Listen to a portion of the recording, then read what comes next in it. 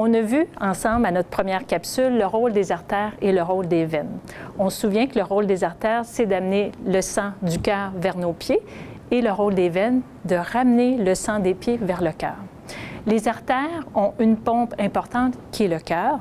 Par contre, les veines ont besoin de plusieurs pompes pour effectuer le même travail de retour vers le cœur. On nomme entre autres le rôle du pied, le rôle des muscles de la jambe, le rôle des articulations et également les muscles respiratoires. Aujourd'hui, on va s'attarder aux deux premières pompes les plus importantes, soit le rôle du pied et le rôle de la pompe de la contraction du mollet. Donc, le pied, quand on marche, on déroule le pied et ça écrase nos veines et ça chasse le sang vers notre cœur. Par contre, pour que ce travail-là soit efficace, on a vraiment besoin d'une bonne chaussure. Donc, une semelle qui est souple, une hauteur de talon d'environ 1,5 pouce, 2 pouces ou 2-3 cm. Et également, si on a des orthèses, on les porte.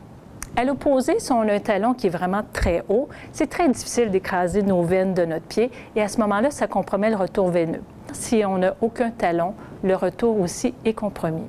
En ce qui concerne le mollet, à chaque contraction du mollet, on vide nos veines de 60 %. Donc, c'est une étape très importante, c'est la plus importante. Et quelle est la meilleure façon, la façon la plus efficace de contracter le mollet? C'est tout simplement par la marche. Alors, on va dehors, on marche.